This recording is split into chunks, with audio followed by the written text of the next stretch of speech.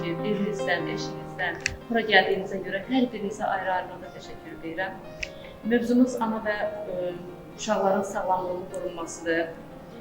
Layihənin təşkilatçısı, deməli, öz adından da göründüyü kimi Azərbaycan Respublikasının qeyri-hökumət təşkilatlarına dövlət dəstəyi agentliyidir. Belə bir layihəni ərsəyə gətirdiklərinə görə, bu layihəyə köməklik göstərdiklərinə görə mən agentliyə təşəkkür edirəm. Ana və uşaqların sağlamlığının qorunması haqqında birinci növbədə nə deyə bilərik? Hər bir ananın sağlamlığı bir ailənin sağlamlığıdır, uşağın sağlamlığı isə gələcəyinizin sağlamlığıdır. Uşağın sağlam olması üçün ananın sağlam olması lazımdır. Ananın sağlam olması üçün cəmiyyətin ona dəstəyi lazımdır. Birinci növbədə ailənin dəstəyi lazımdır. Uşağın sağlamlığı ana bətnindən başlayır. Əgər uşaq ana bətnində sağlam böyüyürsə, onun gələcəkdə sağlam uşaq doğulmağına ehtimal daha çox artır. Birinci növbədə hamiləlik dövründə uşağın ana bətnində olduğu zaman onun qidalanması, onun mütləq müayinəsi, onun profilaktik müayinə deyirlər, daimi həkim nəzarətində olması. Mən onu misal gətirəcəm, indi getdikcə hansı fəsadlara gətirərlər onun müayinə olunmaması. Onun müayinəsi, eyni zamanda birinci növbədə onun qidalanması və müayinəsi əsas şərtlərdən biridir. Mənim yadımdadır, təxminən 10 il bundan əvvəl bir tanışımız var, gücü üzrə həkimdir. O dedi ki, bir qadın gəlmişdi yanıma. Ona dedim ki, uşaq sağlam deyil, uşağın ürəyində qüsur var. O mənə deyir, inanmırdı, başqa bir həkimə gedib, həkim deyir ki, heç bir problem olmaz falan. Deyir, uşaq doğulandan sonra, deyir, təzədə mənim yanıma gələndə, mən ona dedim ki, məsələn, sən dedim, axı uşağın ürəyində qüsur var, bu qüsurla bilmirəm, yaşayacaq, yaşamayacaq, hələ onda uşağın 3-4 aylıq idi. Yəni, belə bir hal olanda, adətən həkimlər məsləhət görür ki, hamiləlik sonlandırılsın. Bir hamiləlik sonlandırılmadı, uşaq doğuldu, uşağın heç 40-ı çıxmamışdı, bir həftədən sonra məcbur oldular, uşaq açıq ürək əməliyyatı keçirdi, təsəvvür edin. Yəni, Allah hər birimizdən müayinəsin. Yəni, ona gətirirəm ki, mütləq ana bətnində olanda uşağın müayinəsinə mütləq fikir vermək lazımdır ki, gələcəkdə hər hansı bir fəsad olmasın. Uşaq doğulandan sonra da ailədə xüsusən anaya stressiz bir həyat yaşamağına imkan şərait yaratmaq lazımdır. Yenə onun qidalanmağı, xüsusən ana südü ilə qidalanması uşağın gələcəkdə onun həm fiziki, həm zehni inkişafına kömək edir. Həm də ki, ana ilə bala arasında bir emosional bir bağ yaradır, yəni ana südü. 6 ay müddətində həkimlər deyirlər ki, mütləq ana südü ilə qidalanmalıdır. Sonra mütləq peyvəndlərdən istifadə etmək lazımdır. Çünki vaxtında peyvənd olunan uşağın gələcəkdə hər hansı bir xəstəliyə yoluxma ehtimalı azalır. Dünyada nə qədər milyonlarca insanlar var ki, uşaqlar var ki, o peyvəndlər nəticəsində xəstəliyin qarşısına alınır. Yəni, sizə də xanımlar, indi ailənizdə, kimin balaca uşağı varsa, olmasa ailənizdə olanlar da, yəni belə mütləq nəzərə almaq lazımdır ki, vaxtında həkimlə müayinədən keçmək və mütləq peyvənd olunmaq. Sonra stressiz bir həyat və uşağın gələcəkdə təhlükəsiz bir vəziyyətdə, şəraitdə yaşamağını təmin etmək. Təhlükəsiz vəziyyət nədir? Təhlükəsiz vəziyyət, tutaq ki, elektrik şeylərdir, iti, bıçaq, belə şeylərdən uzaq. Yəni, uşağın müəyyən bir dövrü var ki, mütləq ananın köməyinə ehtiyacı var. Ananın da onları eləməsi üçün mütləq qayğıya, dəstəyə ehtiyacı var. Yəni, tək ana həm ev işlərini, həm uşağı böyütmək, çoxca həm də dövlət içində işləyirsə, yəni təbii ki, bunlar hamısı ana üçün müəyyən çətinlik, müəyyən problemlər yaradır. Mütləq ananın dəstəyə ehtiyacı var. Mən bir də gətirmək istəyirəm psixoloji vəziyyətlər. Psixoloji vəziyyət nədir? Psixoloji vəziyyət, bayaqlar dediyim kimi, ana südü ilə qidalanan uşağın gələcəkdə onun zehni və fiziki cəhətdən inkişafına kömək edir. Əgər uşaq psixoloji vəziyyəti vaxtında aydınlaşdırılmayanda, bu da gələcəkdə uşağın problemlərlə üzləşməyinə səbəb olur. Yəni uşağın psixoloji vəziyyəti mütləq onun fiziki cəhətdən inkişaf etməsi ilə yəni bərabər tutulur. Nəyə görə? Çünki uşaq əgər fiziki cəhətdən inkişaf etsə də, onun zehni cəhətdən inkişaf etməməyi artıq bu ana valideyn üçün bir problemlər yaradır. Mütləq həkim müayinəsində, hələ ana bətnində olandan həkim müayinəsindən keçmək lazımdır və müəyyən bir dövrə qədər. Bir də gələcəkdə, yəni uşaq biraz böyüdükcə mütləq telefon məsələsi. Dünən biz bir tədbirdə idik Sabirabadda. Dedilər ki, indiyə qədər, yəni ilin əvvəlindən indiyə qədər 41 nəfər adam intihar edir. Və bunun əksəriyyəti yeniyetmələrdir. Yeniyetmələrin də intihar etməyinin səbəbi nə ola bilər sizcə? Əsas telefon. Yəni mümkün qədər telefonu uşaqlardan uzaq tutmaq lazımdır. Yəni uşaq körpəlikdən başlayır o telefonla. Bilirsiniz də indi uşaqlar belədir ki, böyüklər heç ondan davranmağa bilir. Uşaqlar hamısını hər şeyini bacarırlar. Çünki onların bir zamanəsidir. Onların o dövrdə olan bir yəni deyək ki, bir telefon onların görünür bir onların dövrünün zamanədə bir tələbdir, deyək. Yəni onu biz bilməyə bilərik, amma uşaqlar hamısını bilir. Ona görə mütləq uşaqlara telefondan uzaq tutmaq. O onların həm ixtilarına təsir edir, həm onların inkişafına təsir edir, mütləq inkişafına təsir edir. Çünki baxımlar, keçən dəfə mən rast gəldim, uşaq bilirsiniz, belə şeytanlar, nələr, onlar deyir ki, o mənə iftira edir ki, bunu verirlər, onu eləyirlər. Telefonda yəni 100 cür şeylər var, mümkün qədər bunlardan uzaq tutmaq lazımdır. Sonra mən gətirmək istəyirəm qanunlarımıza, maariflənməyimizə. Nə qədər analar maariflənsə, nə qədər öz hüquqlarını bilsə, yəni bir o qədər, yəni ana ötürücüdür, öz uşağını ötürəcək. Heç vaxt savadlı ananın, məlumatlı ananın uşağı heç vaxt savadsız olmayacaq. Mümkün qədər bu məlumatlı olmağa, həm istər özünün yəni tibbi nöqteyi nəzərdən yəni baxmaq, məlumatlı olmaq, eyni zamanda indi başqa bir şeylər, biz hər şeylə Allah'a şükür, telefon var, televizor var, hər şeylə maraqlanırıq. Amma birinci növbədə, yəni tibbi nöqteyi nəzərdən fikir vermək lazımdır ki, yəni uşağın daha nələrə ehtiyacı var. Onun inkişafı üçün söhbət onun ancaq inkişafından yəni gedir. İndi qanunlarımızla bərabər bizim ekspertimiz, İqtisad Universitetinin dosenti, professor İlham Hüseyni məlumat verəcək. Mən özümü təqdim elədim, Həqiqət Məmmədli, Qadın Hüquqları Himayə Mərkəzi rəhbəri. Siz banerdən də görürsünüz, Qadın Hüquqları Himayə Mərkəzinin rəhbəri, Qadın Hüquqları orada yazılıb rəhbəriyəm.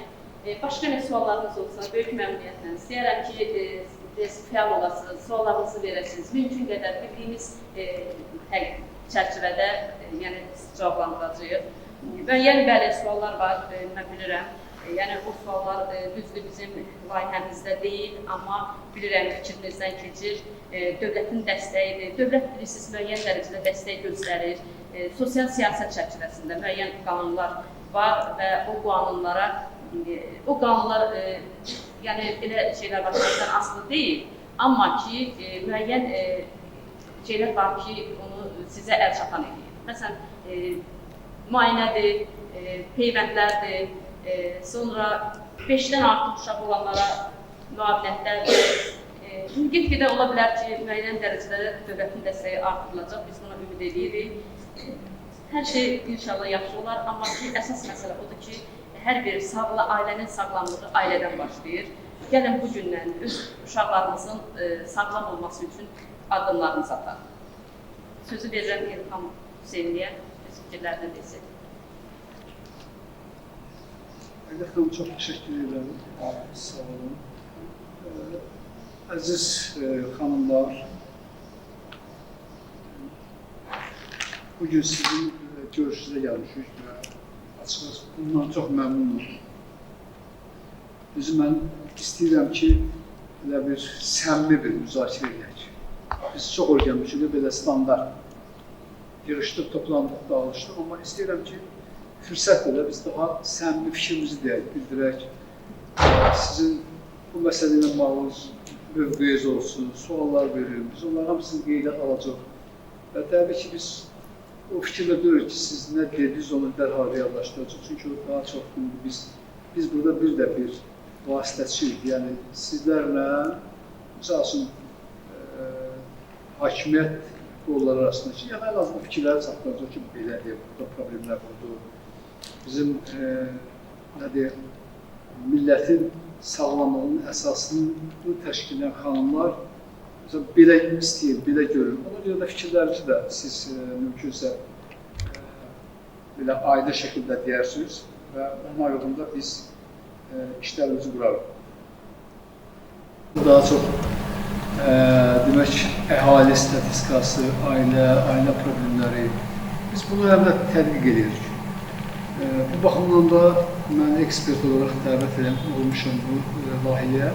Mən də belə bir vacib ana və uşaq sağlamlığının qorunması layihəsini maliyyələşdirdiyinə görə dövlət qeyri-hökumət təşkilatlarına dəstək agentliyinə təşəkkür edirəm. Yəni, bu daha həssas mövzudur. Çünki birbaşa bizim insanlarla, xüsusilə də uşaqlarla və bizim analarla bağlı mövzudur. Əslində qalsa mövzu o qədər genişdir ki, biz burada yarım saat, 1 saat, 2-3 saatla biz hamısını müzakirə edəmərik.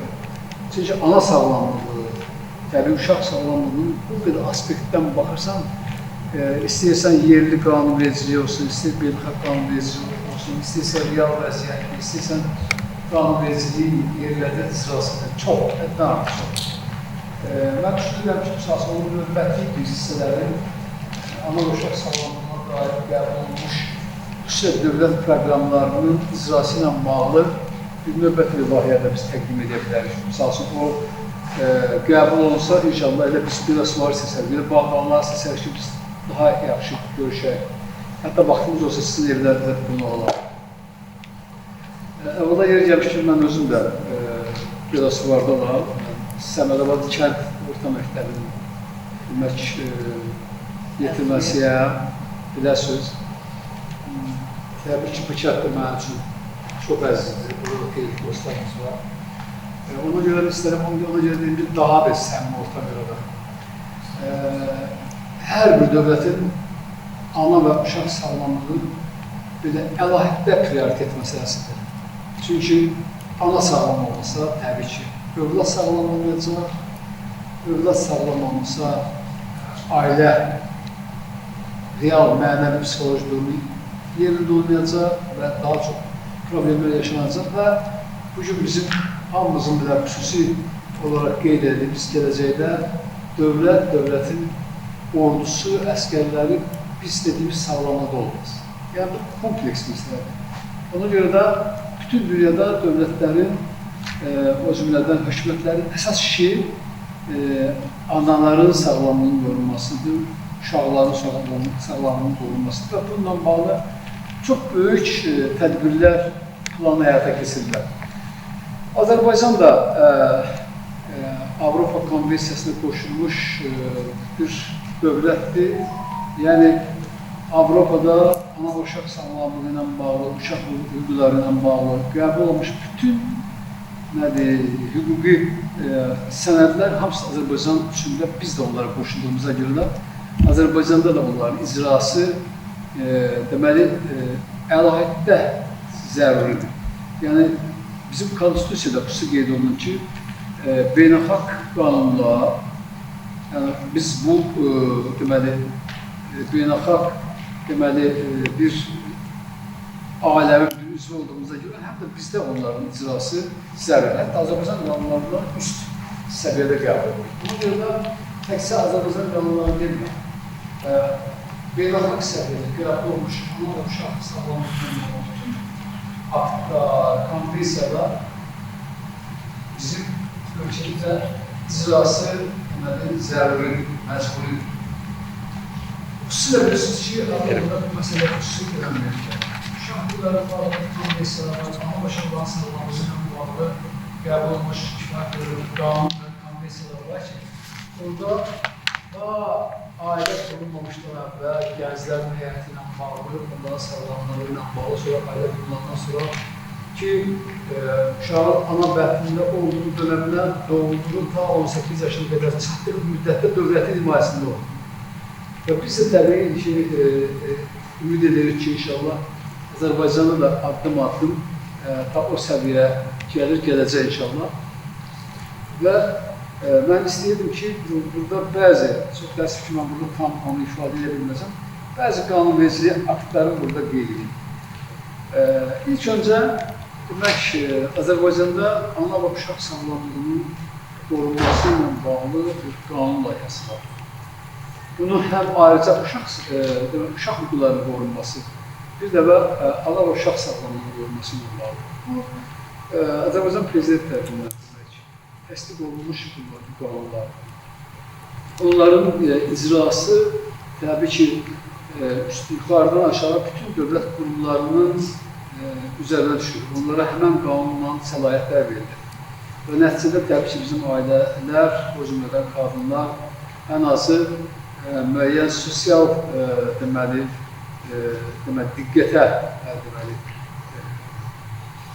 diqqəti cəlb edəməli. O cümlədən doğulacaq uşaqların sağlam böyüməsi üçün müəyyən sosial təminata əlçatan olmaq.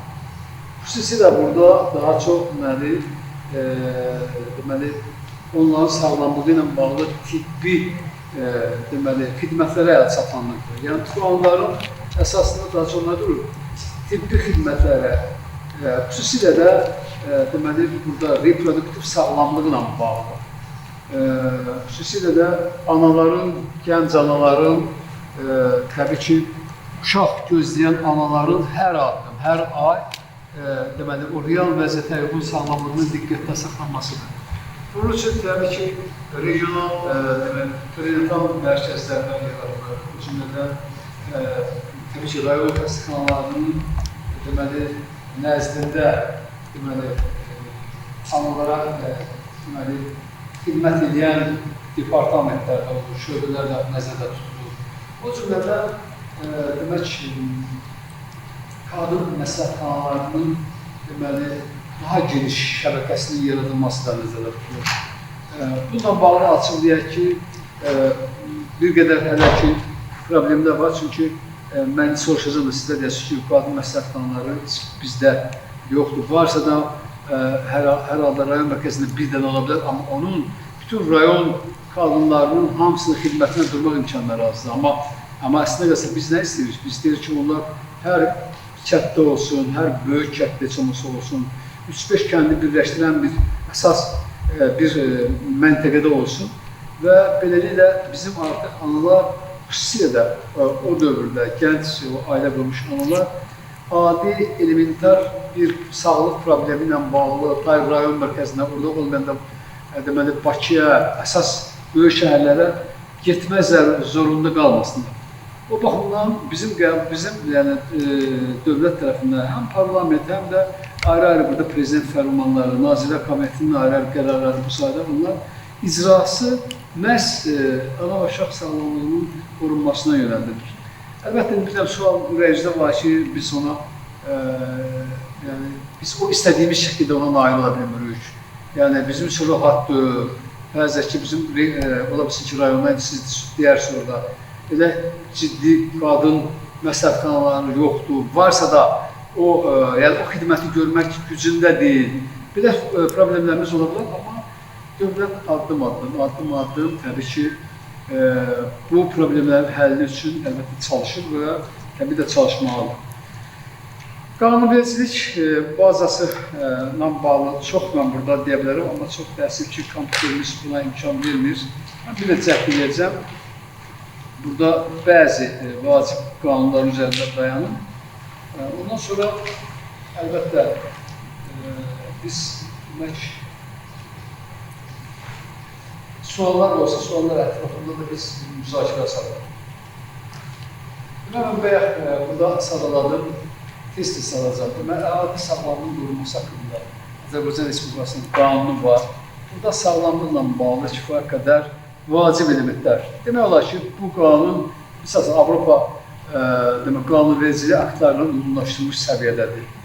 Burada bu özün burada ehtiva edir.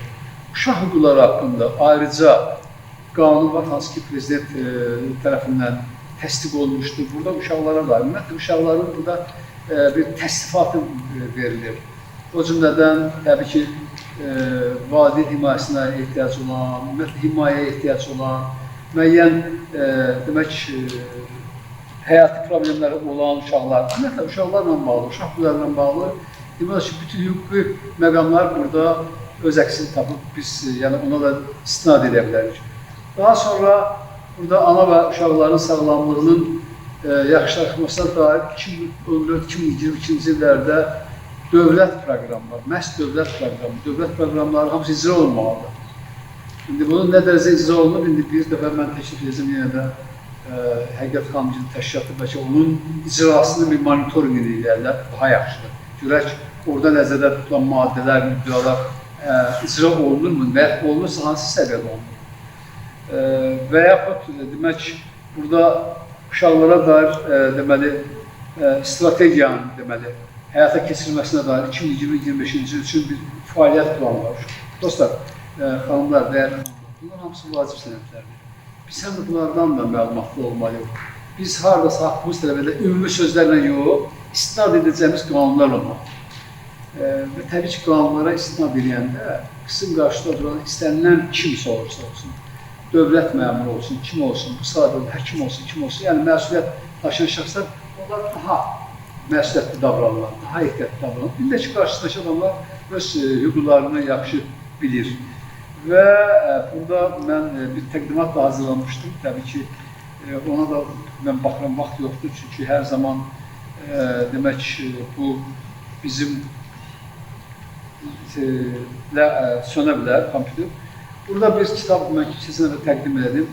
Reproduktiv sağlamlıqla bağlı, ailə planlaşdırması üzrə deməli ki, klinik protokollar deyilən bir çox yaxşı bir deməli broşur, amma belə böyük həcmli broşur var.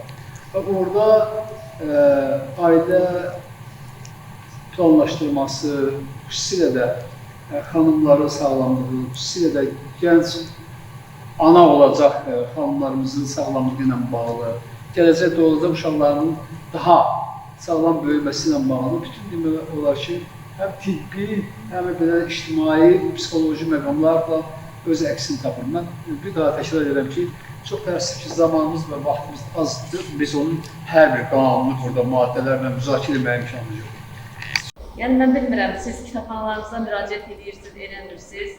Amma mənim Döbrüşlü kəndimdə qohumlarım var. Yadımdadır ki, mən məktəbdə, orta məktəbdə oxuyanda oradan bizə qonaq gəlirdi. O gəlib burada bizdə oxuduğu kitablardan danışırdı. Bizi də həvəsləndirirdi, o kitablardan alırdı, oxuyurdu. Yəni mən bilirəm ki, yəni bildiyim qədər, yəni o dövrdə mən təxminən danışıram bir 20 il, 25 il, 30 il bunlar əvvəl. Yəni sizin xanımlar çox kitab oxuyardı. İndi bilmirəm sizi, yəni indikilər necə oxuyurlar, oxumurlar. O vaxtı yadındadır ki, çox oxuyurdular.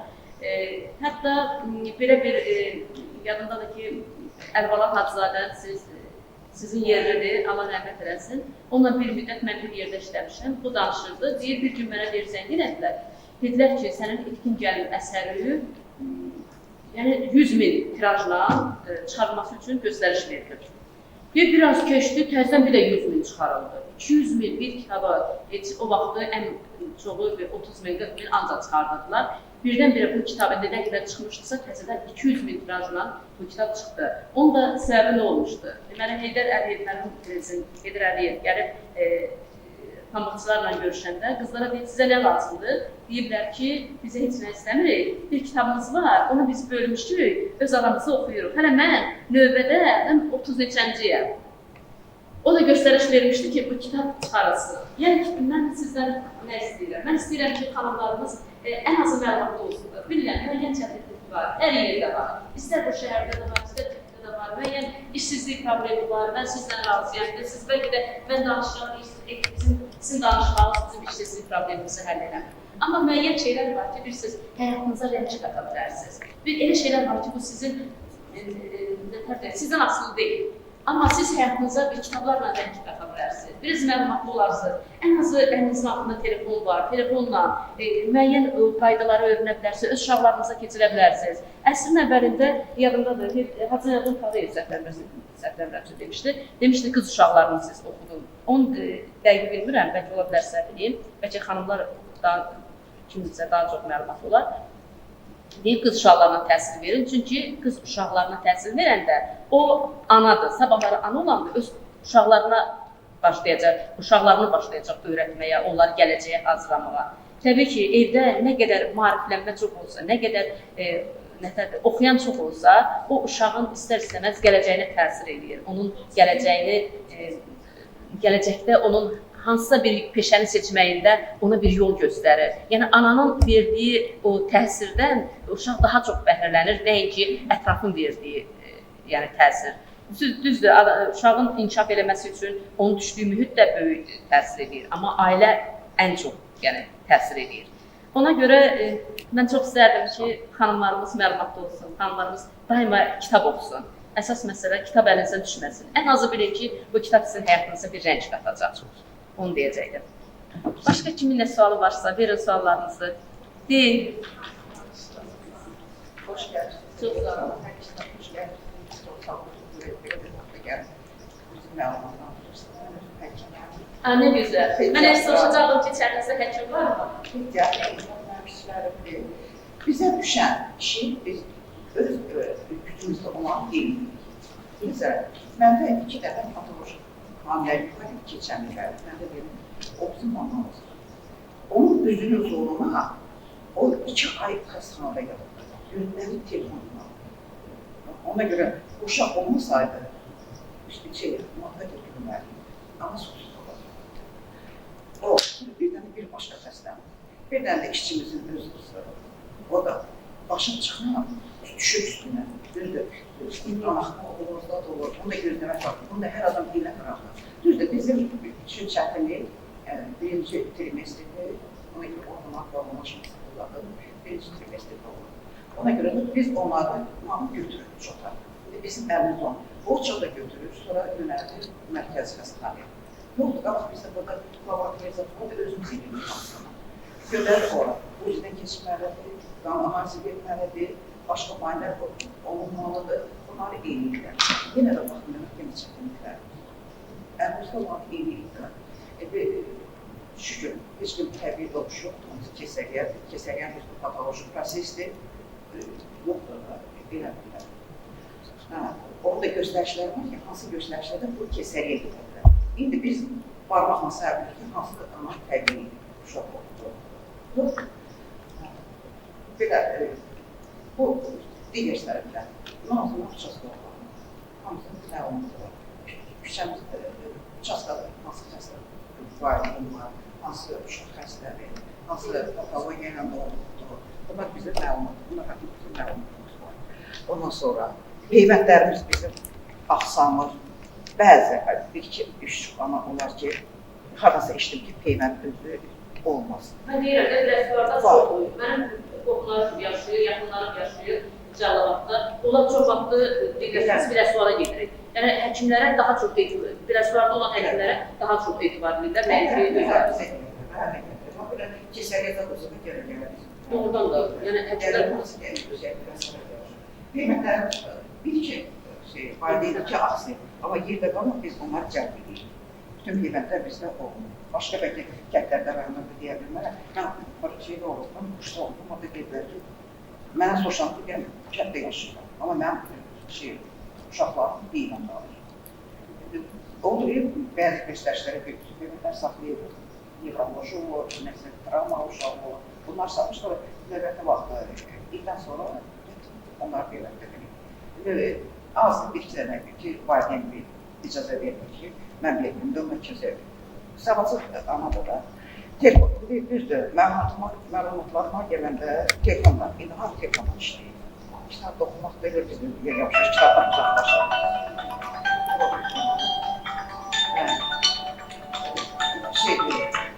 Kəndlər bir həkim olduğuna görə, mənim xəstəyim yoxulan öncə qiymətə göndərir. Qiymət özdə bir fəsadlar verir, nə verir uşaqlar arasında. Bunlar biz edirik, bizim üzərində düşən nələr varsa onlar biz edirik.